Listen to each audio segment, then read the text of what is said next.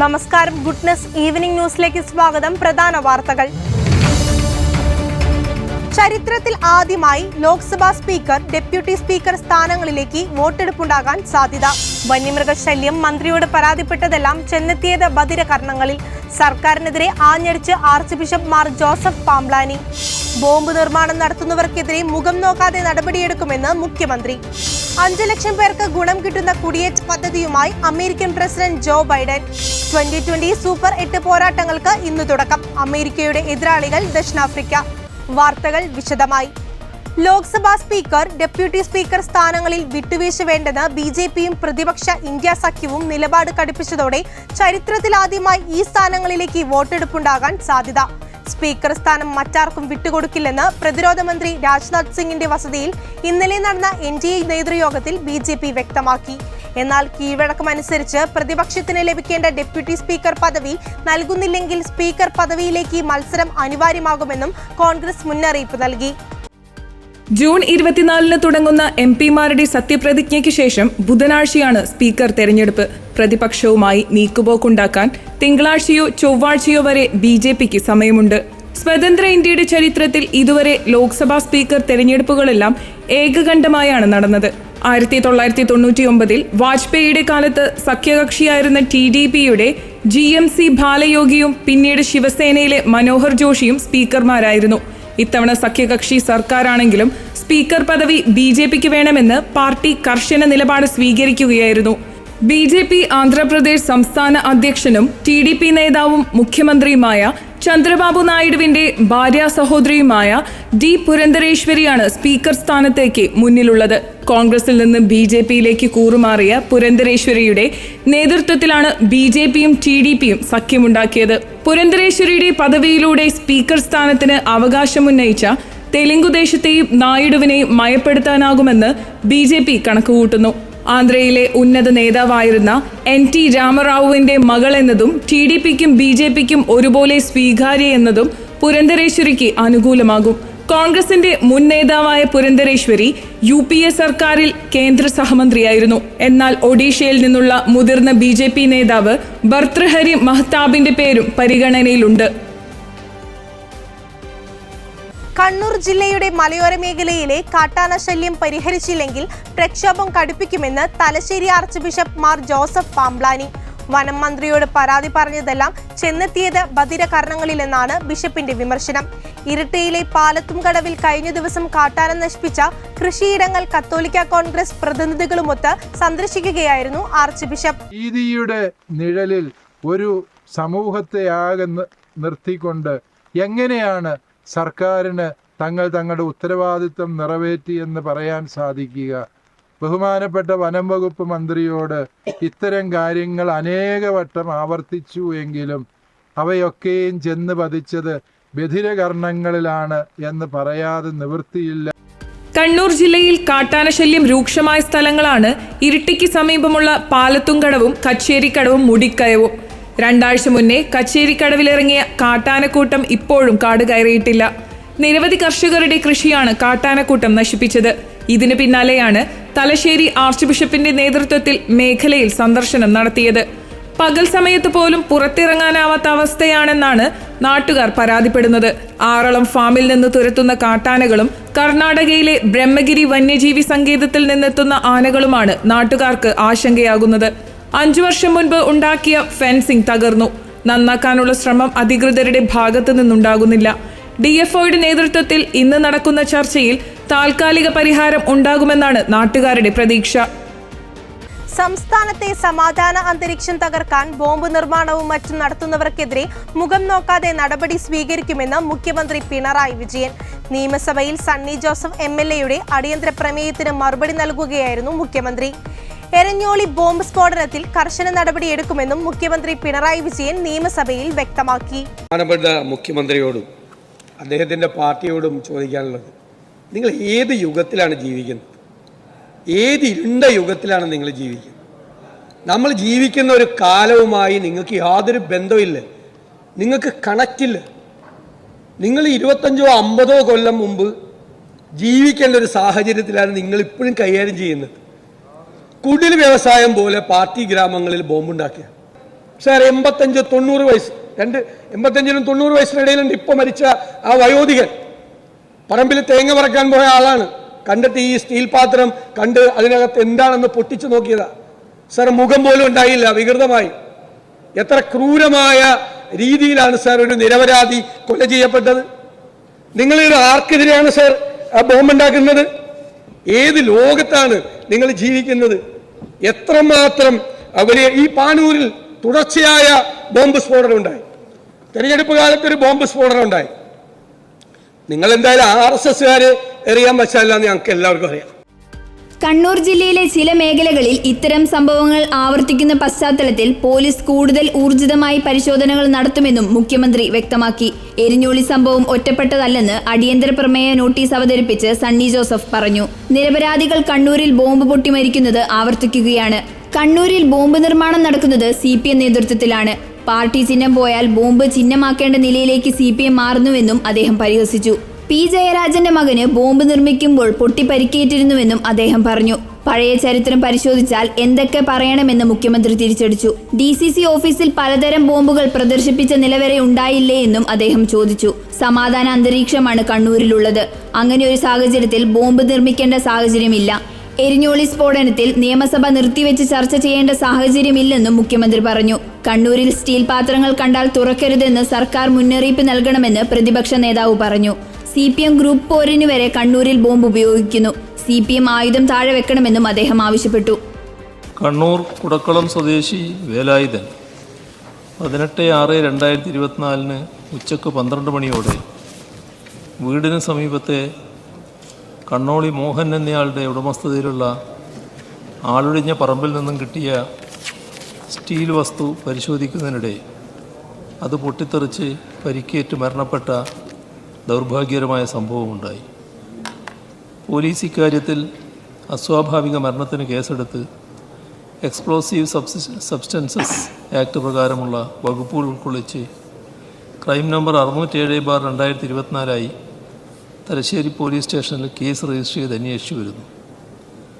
പാനൂരിൽ ഈയിടെയുണ്ടായ bomb സ്ഫോടനത്തിൽ ഒരാൾ കൊല്ലപ്പെട്ട സംഭവത്തിൽ ഊർജിത അന്വേഷണം നടത്തി കുറ്റക്കാരായ 15 പേരെയും അറസ്റ്റ് ചെയ്ത് നിയമ നടപടികൾ സ്വീകരിച്ചിട്ടുണ്ട്. സ്ഫോടക വസ്തുക്കളുടെ നിർമ്മാണവും മറ്റും തടയുന്നതിന് ശക്തമായ നടപടികളും പരിശോധനയുമാണ് police നടത്തിവരുന്നത്.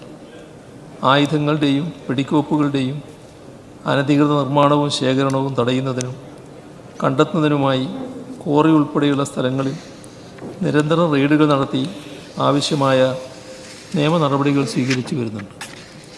Bomb detection and disposal squad, dog squad എന്നിവയെ ഉൾപ്പെടുത്തി വ്യാപകമായ വാഹന പരിശോധനകളും പെട്രോളിങ്ങും നടത്തി വരുന്നു. സംസ്ഥാനത്തെ സമാധാന അന്തരീക്ഷം തകർക്കാൻ ലക്ഷ്യമിട്ടുള്ള ഏതൊരു പ്രവൃത്തിയെയും തടയുന്നതിന് ശക്തമായ നടപടിയാണ് സർക്കാർ സ്വീകരിച്ചിട്ടുള്ളത്. വെടിമരുന്നുകളും സ്ഫോടക സാമഗ്രികളും ദുരുപയോഗം ചെയ്ത് ബോംബ് നിർമ്മാണവും മറ്റും നടത്തുന്നവർക്കെതിരായി മുഖം നോക്കാതെ നടപടിയെടുക്കാനും സംഭവങ്ങൾ അമർച്ച ചെയ്യുവാൻ ശക്തമായ നടപടികൾ സ്വീകരിക്കാനും സംസ്ഥാന പോലീസ് മേധാവിക്ക് നിർദ്ദേശം നൽകിയിട്ടുണ്ട്. കണ്ണൂർ ജില്ലയിലെ ചില മേഖലകളിൽ ഇത്തരം സംഭവങ്ങൾ ആവർത്തിക്കുന്ന പശ്ചാത്തലത്തിൽ പോലീസ് കൂടുതൽ ഊർജിതമായ പരിശോധനകൾ നടത്തുന്നതാണ്. CPM സംസ്ഥാന സമിതിയിൽ സർക്കാരിനെതിരെ അതിരൂക്ഷ വിമർശനം. ലോക്സഭാ തെരഞ്ഞെടുപ്പിൽ ഭരണവിരുദ്ധ വികാരം തിരിച്ചടിയായെന്ന് നേതാക്കൾ പറഞ്ഞു. മുഖ്യമന്ത്രി പിണറായി വിജയന്റെ ശൈലിക്കെതിരെയും വിമർശനമുയർന്നു. CPM സംസ്ഥാന സെക്രട്ടറി സംസ്ഥാന കമ്മിറ്റിയിൽ അവതരിപ്പിച്ച റിപ്പോർട്ടിലാണ് ഇക്കാര്യങ്ങളുള്ളത്. ഭരണവിരുദ്ധ വികാരമല്ല തോൽവിക്ക് കാരണമെന്ന് തിരഞ്ഞെടുപ്പ് പരാജയത്തിന് പിന്നാലെ മുഖ്യമന്ത്രി പിണറായി വിജയൻ പറഞ്ഞിരുന്നു. എന്നാൽ മുഖ്യമന്ത്രിയും പാർട്ടിയും രണ്ട് തട്ടിലാണെന്ന് വ്യക്തമാക്കുന്ന പ്രതികരണങ്ങളാണ് പിന്നീടുണ്ടായത്. ഭരണവിരുദ്ധ വികാരം തിരിച്ചടിയായെന്നാണ് ഇപ്പോൾ മുതിർന്ന നേതാക്കളടക്കം സംസ്ഥാന സമിതിയിൽ ഉന്നയിച്ചിരിക്കുന്നത്. CPM-ഉം LDF-ഉം അഭിമാന നേട്ടമായി കണക്കാക്കിയിരുന്ന ക്ഷേമ പെൻഷൻ വിതരണം മുടങ്ങിയിരുന്നു. ഇത് അടക്കം LDF-ന്റെ തോൽവിക്ക് ആക്കം കൂട്ടിയെന്നാണ് സംസ്ഥാന സമിതിയിൽ ഉയർന്നു വന്നിരിക്കുന്ന മറ്റൊരു വിമർശനം. ക്ഷേമ പ്രവർത്തനങ്ങൾ മുടങ്ങുന്നതിന് കാരണം കേന്ദ്ര സർക്കാരാണെന്ന് ബോധ്യപ്പെടുത്താൻ പാർട്ടിക്ക് കഴിഞ്ഞിരുന്നില്ല. അതിനാൽ താഴെത്തട്ടിൽ പാർട്ടിക്ക് കൂടുതൽ സംഘടനാ ശക്തി ആവശ്യമാണെന്ന ആവശ്യവും ഉയർന്നു. കാരണം പല മണ്ഡലങ്ങളിലും ഇടതു കോട്ടകളെന്ന് അറിയപ്പെടുന്നിടത്തു പോലും CPM-ൽ നിന്ന് വോട്ട് ചോർച്ചയുണ്ടാവുകയും BJPക്ക് അവിടെ നേട്ടമുണ്ടാവുകയും ചെയ്തു. കേഡർ വോട്ടുകൾ നഷ്ടപ്പെടുന്ന സാഹചര്യവുമുണ്ടായി. ഇതിനെ ഗൗരവത്തോടെയാണ് CPM കാണുന്നത്. തിരഞ്ഞെടുപ്പ് വേളയിൽ ചില നേതാക്കൾക്ക് നാക്കുപിഴയുണ്ടായതും തിരിച്ചടിയായെന്നും വിലയിരുത്തലുണ്ട്. കുവൈറ്റിലെ മംഗഫിൽ തൊഴിലാളികൾ താമസിച്ചിരുന്ന കെട്ടിടത്തിലുണ്ടായ തീപിടുത്തത്തിൽ മരിച്ചവരുടെ കുടുംബങ്ങൾക്ക് കുവൈറ്റ് സർക്കാർ $15,000 വീതം ധനസഹായം നൽകുമെന്ന് അറബ് മാധ്യമങ്ങൾ റിപ്പോർട്ട് ചെയ്തു. ഇന്ത്യക്കാരടക്കം 50 പേരാണ് ദുരന്തത്തിൽ മരിച്ചത്. 24 പേർ മലയാളികളാണ്. എംബസി വഴിയാകും തുക കൈമാറുക. തെക്കൻ കുവൈറ്റിലെ മംഗഫിൽ വിദേശ തൊഴിലാളികൾ താമസിക്കുന്ന മേഖലയിലെ 6 നില കെട്ടിടത്തിലാണ് തീപിടുത്തമുണ്ടായത്. അപകട സമയത്ത് കെട്ടിടത്തിൽ 176 പേരുണ്ടായിരുന്നു. മലയാളി വ്യവസായിയുടെ ഉടമസ്ഥതയിലുള്ള കമ്പനി ജീവനക്കാരുടെ ഫ്ളാറ്റിൽ 12 പുലർച്ചെ 4 തീപിടുത്തമുണ്ടായത്. തൊഴിലാളികൾ ഉറക്കത്തിലായിരുന്നത് അപകടത്തിന്റെ വ്യാപ്തി കൂട്ടി. പുക ശ്വസിച്ചാണ് കൂടുതൽ പേര് മരിച്ചത്. സെക്യൂരിറ്റി ജീവനക്കാരന്റെ മുറിയിലുണ്ടായ ഷോർട്ട് സർക്യൂട്ടാണ് അപകട കാരണം. സംഭവത്തിന് പിന്നാലെ കെട്ടിട ഉടമയെയും സുരക്ഷാ ജീവനക്കാരനെയും അറസ്റ്റ് ചെയ്തിരുന്നു. കുവൈറ്റ് സർക്കാരിന് പുറമെ കേന്ദ്ര സംസ്ഥാന സർക്കാരുകളും പ്രവാസി വ്യവസായികളും ഉൾപ്പെടെയുള്ളവർ മരിച്ചവരുടെ കുടുംബത്തിന് ധനസഹായം പ്രഖ്യാപിച്ചിരുന്നു. ജീവനക്കാർ ജോലി ചെയ്തിരുന്ന NBTC കമ്പനിയും ധനസഹായം പ്രഖ്യാപിച്ചിട്ടുണ്ട്. കാക്കനാട് DLF ഫ്ളാറ്റിലെ രോഗബാധയിൽ പരിശോധന ഫലം ലഭിച്ച ശേഷം നടപടിയെന്ന് ആരോഗ്യവകുപ്പ്. ആശാ വർക്കർമാരെ ഉപയോഗിച്ച് കണക്കുകൾ ശേഖരിക്കുന്ന നടപടി ഇതിനോടകം ആരംഭിച്ചു. ഫ്ളാറ്റിലെ കുടിവെള്ള സ്രോതസ്സിൽ ഇക്കോളി ബാക്ടീരിയ കലർന്നിട്ടുണ്ടെന്ന പരിശോധന റിപ്പോർട്ട് രഹസ്യമാക്കി വെച്ചെന്ന ആരോപണവും വിശദമായി പരിശോധിക്കും. സാഹചര്യം പരിശോധിച്ച് അടിയന്തരമായി റിപ്പോർട്ട് സമർപ്പിക്കാൻ ആരോഗ്യവകുപ്പ് ജില്ലാ മെഡിക്കൽ ഓഫീസർക്ക് നിർദ്ദേശം നൽകി. കാക്കനാട് DLF ഫ്ളാറ്റ് സമുച്ചയത്തിലെ താമസക്കാർക്ക് ഛർദിയും വയറിളക്കവും അടക്കമുള്ള ആരോഗ്യ പ്രശ്നങ്ങളാണ് ഉണ്ടായത്. 350ഓളം താമസക്കാർ ഇതേ തുടർന്ന് ചികിത്സ തേടിയിരുന്നു. കുടിവെള്ളത്തിൽ മാലിന്യം കലർന്നതാണ് കാരണമെന്നാണ് പ്രാഥമിക നിഗമനം. 5 വയസ്സിന് താഴെയുള്ള 25 കുട്ടികൾക്കുൾപ്പെടെയാണ് ശാരീരിക ബുദ്ധിമുട്ടുകൾ ഉണ്ടായത്. ആരോഗ്യവകുപ്പ് വെള്ളത്തിന്റെ സാമ്പിൾ ശേഖരിച്ചിട്ടുണ്ട്. വെള്ളത്തിൽ പ്രശ്നമുണ്ടായിരുന്നുവെന്ന് DLF ഫ്ളാറ്റ് അസോസിയേഷൻ ഭാരവാഹികൾ പ്രതികരിച്ചിരുന്നു. ആരോഗ്യവകുപ്പ് എത്തി എല്ലാ സ്രോതസ്സുകളും അടയ്ക്കുകയും വൃത്തിയാക്കുകയും ചെയ്തു. പ്രശ്നം കൂടുതൽ രൂക്ഷമാകില്ലെന്ന് കരുതുന്നു. വെള്ളത്തിന്റെ സാമ്പിൾ ശേഖരിച്ചിട്ടുണ്ട്. പരിശോധനകൾ തുടരും. രോഗബാധയുടെ കാരണം എന്തെന്ന് വ്യക്തമല്ല. വിശദമായ പരിശോധനയ്ക്ക് ശേഷമേ എന്താണ് കാരണമെന്ന് പറയാൻ സാധിക്കൂ എന്നും ഫ്ളാറ്റ് അസോസിയേഷൻ ഭാരവാഹികൾ പറഞ്ഞു. സംഭവത്തിൽ ഫ്ളാറ്റ് അസോസിയേഷനെതിരെ താമസക്കാരും രംഗത്തുവന്നു. ഇക്കോളായി ബാക്ടീരിയയുടെ സാന്നിധ്യം നേരത്തെ സ്ഥിരീകരിച്ചിരുന്നു. എന്നിട്ടും കൃത്യമായ മുന്നറിയിപ്പ് നൽകിയില്ലെന്നുമാണ് താമസക്കാർ പ്രതികരിച്ചത്. സംഭവത്തിൽ നടപടി സ്വീകരിക്കുമെന്ന് ആരോഗ്യമന്ത്രി വീണ ജോർജും വ്യക്തമാക്കിയിരുന്നു. ഗൗരവകരമായ വിഷയമാണ് ഉണ്ടായത്. ശക്തമായ നടപടിയെടുക്കുമെന്നും മന്ത്രി പ്രതികരിച്ചു. പൊതുജനാരോഗ്യ സംരക്ഷണ നിയമപ്രകാരം തുടർ നടപടികൾ സ്വീകരിക്കുമെന്നും മന്ത്രി വ്യക്തമാക്കിയിരുന്നു. അമേരിക്കൻ പൗരന്മാരെ വിവാഹം ചെയ്ത അനധികൃത കുടിയേറ്റക്കാർക്ക് നിയമപരിരക്ഷ ഉറപ്പാക്കുന്ന പദ്ധതിയുമായി പ്രസിഡന്റ് ജോ ബൈഡൻ. 10 വർഷമായി അമേരിക്കയിൽ താമസിക്കുന്ന ഇത്തരക്കാർക്ക് തൊഴിലെടുക്കാനുള്ള അവകാശം നിയമപരമായി ലഭിക്കും. അതേസമയം ബൈഡന്റെ നീക്കത്തിനെതിരെ കുടിയേറ്റ വിരുദ്ധ സംഘടനകൾ രംഗത്ത് വന്നിട്ടുണ്ട്. 5 ലക്ഷത്തിലധികം പേർക്ക് പദ്ധതിയുടെ ആനുകൂല്യം ലഭിക്കുമെന്ന് വൈറ്റ് ഹൗസ് കരുതുന്നു. ഇതിൽ പകുതിയും മെക്സിക്കോയിൽ ജനിച്ചവരാണ്. അനധികൃത കുടിയേറ്റക്കാർക്കായി അമേരിക്കയിൽ നടപ്പാക്കുന്ന ഏറ്റവും പ്രധാന പദ്ധതികളൊന്നാണിത്. നവംബറിലെ പ്രസിഡന്റ് തെരഞ്ഞെടുപ്പിൽ കുടിയേറ്റം പ്രധാന വിഷയമാണെന്ന് അഭിപ്രായ സർവേകളിൽ തെളിഞ്ഞ പശ്ചാത്തലത്തിലാണ് ബൈഡന്റെ സുപ്രധാന നീക്കം. പുതിയ പദ്ധതിയുടെ ആനുകൂല്യത്തിന് യോഗ്യതയുള്ളവർക്ക് സ്ഥിരതാമസത്തിന് അപേക്ഷ നൽകാം. 3 വർഷത്തേക്ക് തൊഴിലെടുക്കാനുള്ള പെർമിറ്റും ലഭിക്കും. അനധികൃത കുടിയേറ്റക്കാരിൽ നൈപുണ്യം വേണ്ട ജോലികളിൽ US യൂണിവേഴ്സിറ്റികളിൽ നിന്ന് ഡിഗ്രി നേടിയവർക്കും ജോലി വാഗ്ദാനം ലഭിച്ചവർക്കും വിസ നടപടികൾ ലളിതമാക്കുന്നതിനെക്കുറിച്ചും ബൈഡൻ ഭരണകൂടം ആലോചിക്കുന്നുണ്ട്. ബൈഡന്റെ നീക്കത്തിനെതിരെ കുടിയേറ്റ വിരുദ്ധ സംഘടനകൾ രംഗത്ത് വന്നിട്ടുണ്ട്. മദ്യനയത്തിൽ ഒരു ശുപാർശയും ടൂറിസം വകുപ്പ് സർക്കാരിന് നൽകിയിട്ടില്ലെന്ന് മന്ത്രി മുഹമ്മദ് റിയാസ്. ടൂറിസം ഡയറക്ടർ പ്രതിമാസം 40-ലധികം യോഗങ്ങൾ വിളിക്കുമെന്നും അതെല്ലാം മന്ത്രി അറിഞ്ഞുകൊണ്ടല്ലെന്നും അദ്ദേഹം വ്യക്തമാക്കി. നിയമസഭാ ചോദ്യോത്തരവേളയിൽ റോജി M. ജോണിന്റെ ചോദ്യത്തിന് മറുപടി നൽകുകയായിരുന്നു മന്ത്രി. മെയ് 21 ടൂറിസം ഡയറക്ടർ വിവിധ സംഘടനകളുടെ യോഗം ചേർന്നിരുന്നുവെന്നും ചീഫ് സെക്രട്ടറിയുടെ നിർദ്ദേശത്തിൽ മദ്യനയവുമായി ബന്ധപ്പെട്ടാണ് യോഗമെന്നും ഇക്കാര്യം മന്ത്രിയുടെ ശ്രദ്ധയിൽപ്പെട്ടിട്ടുണ്ടോ എന്നുമായിരുന്നു ചോദ്യം. മന്ത്രിയുടെ നിർദ്ദേശത്തിന്റെ അടിസ്ഥാനത്തിലല്ല ടൂറിസം ഡയറക്ടർ യോഗം ചേർന്നത്. ടൂറിസം മന്ത്രിക്ക് അറിയാത്ത യോഗമാണെന്ന് ഡയറക്ടർ ഇതിനകം പറഞ്ഞിട്ടുണ്ട്. ഇക്കാര്യം ചൂണ്ടിക്കാട്ടി ഡയറക്ടർ കുറിപ്പ് ഇറക്കിയതിനു പുറമെ താനും നിലപാട് വ്യക്തമാക്കിയതാണെന്നും മന്ത്രി വിശദീകരിച്ചു. സർക്കാർ അധികാരത്തിൽ വന്നതിലും വിവിധ വകുപ്പുകൾ കൈകാര്യം ചെയ്യുന്ന മന്ത്രിമാരിലും പ്രതിപക്ഷത്തെ എല്ലാവരും തൃപ്തരായി കൊള്ളണമെന്നില്ല. മന്ത്രിമാർ രാജിവെക്കണമെന്നതുൾപ്പെടെ പല ആഗ്രഹങ്ങളുമുണ്ടാകാം. പല നെഗറ്റീവ് സൃഷ്ടിക്കാൻ ആഗ്രഹങ്ങളുമുണ്ടാകാം. ആ ഫ്രെയിമിലേക്ക് തന്നെ പെടുത്തേണ്ടതില്ലെന്നും മന്ത്രി റിയാസ് കൂട്ടിച്ചേർത്തു. വിനോദസഞ്ചാര മേഖല നേരിടുന്ന പ്രശ്നങ്ങൾ പരിഹരിക്കണമെന്നാവശ്യപ്പെട്ട് travel mart society, federation of Kerala hotel association, association approved and classified hotels of Kerala തുടങ്ങിയ സംഘടനകൾ സമർപ്പിച്ച നിവേദനത്തിന്റെ അടിസ്ഥാനത്തിലും വകുപ്പ് സെക്രട്ടറിമാരുമായി നടത്തിയ യോഗത്തിലെ ടൂറിസം വ്യവസായ വികസനം സംബന്ധിച്ചും ചർച്ച നടത്താൻ ചീഫ് സെക്രട്ടറി ടൂറിസം വകുപ്പ് സെക്രട്ടറിക്ക് നിർദ്ദേശം നൽകിയിരുന്നു. ഇതിന്റെ അടിസ്ഥാനത്തിൽ വിവിധ സംഘടനാ പ്രതിനിധികളെ ഉൾപ്പെടുത്തി ഓൺലൈൻ യോഗം ചേർന്നിരുന്നുവെന്നും അദ്ദേഹം അറിയിച്ചു. 24 വർഷത്തിനു ശേഷം ഉത്തര കൊറിയ സന്ദർശിച്ച് റഷ്യൻ പ്രസിഡന്റ് വ്ളാഡിമിർ പുടിൻ. ഉത്തര കൊറിയൻ പ്രസിഡന്റ് കിം ജോങ്ങുമായി കൂടിക്കാഴ്ച നടത്തും. ഇരു രാജ്യങ്ങളും തമ്മിലുള്ള തന്ത്രപ്രധാനമായ പങ്കാളിത്തം സംബന്ധിച്ച് ഇവർ ചർച്ച നടത്തും. റഷ്യൻ പ്രതിരോധ മന്ത്രി ആൻഡ്രി ബലോസോവിനും വിദേശകാര്യമന്ത്രി സെർജി ലാവ്റോവിനും ഉപപ്രധാനമന്ത്രി അലക്സാണ്ടർ നോവാക്കിനുമൊപ്പമാണ് പുടിൻ ഉത്തര കൊറിയൻ തലസ്ഥാനമായ പ്യോങ്യോങ്ങിൽ എത്തിയത്. പാശ്ചാത്യ ലോകത്തോടുള്ള ഇരു നേതാക്കളുടെയും സമീപനത്തിന്റെ പശ്ചാത്തലത്തിൽ പുടിന്റെ സന്ദർശനത്തെ ആശങ്കയോടെയാണ് ലോകം നോക്കിക്കാണുന്നത്. ഇരു രാജ്യങ്ങളും തമ്മിലുള്ള ആയുധ കൈമാറ്റത്തെ US-ഉം ദക്ഷിണ കൊറിയയും ഉൾപ്പെടെയുള്ളവർ വിമർശിച്ചിരുന്നു. എന്നാൽ ആയുധ കൈമാറ്റം നടന്നിട്ടില്ലെന്ന നിലപാടാണ് ഇരു രാജ്യങ്ങളും സ്വീകരിച്ചത്. ഉത്തര കൊറിയയുമായി ആയുധ കരാറിൽ ഏർപ്പെടാൻ UN-ന്റെ വിലക്കുള്ളതാണ്. 2023 സെപ്റ്റംബറിൽ കിം റഷ്യയിൽ സന്ദർശനം നടത്തിയിരുന്നു. റഷ്യയുടെ സൈനിക സാങ്കേതിക വിദ്യയും ആണവ മുങ്ങിക്കപ്പലും ലക്ഷ്യമിട്ടായിരുന്നു കിമ്മിന്റെ സന്ദർശനം. യുക്രൈനിൽ റഷ്യയ്ക്ക് ലഭ്യത കുറവുള്ള പടക്കോപ്പുകൾ ഉത്തര കൊറിയ പകരം നൽകുമെന്നും അന്ന് റിപ്പോർട്ടുണ്ടായിരുന്നു. കിമ്മിന്റെ റഷ്യൻ സന്ദർശനം പാശ്ചാത്യ രാജ്യങ്ങളെ അസ്വസ്ഥരാക്കിയിരുന്നു. യുക്രൈൻ അധിനിവേശത്തിന് ശേഷം വിരളമായിട്ടാണ് പുടിൻ വിദേശ രാജ്യങ്ങളിൽ സന്ദർശനം നടത്തുന്നത്. കോവിഡ് മഹാമാരിക്ക് ശേഷം ഇതാദ്യമായാണ് ഒരു ലോക നേതാവിന് ഉത്തര കൊറിയയും ആതിഥ്യമരുളുന്നത്. 2000 ജൂലൈയിലാണ് പുടിൻ ഇതിനു മുൻപ് തലസ്ഥാനമായ പ്യോങ്യാങ് സന്ദർശിച്ചത്. റഷ്യൻ പ്രസിഡന്റായി പുടിൻ ആദ്യമായി അധികാരത്തിലെത്തിയ വർഷമായിരുന്നു ഇത്. അന്ന് ഉത്തര കൊറിയയുടെ പരമോന്നത നേതാവ് കിം ജോങ് ഇൽ ആയിരുന്നു.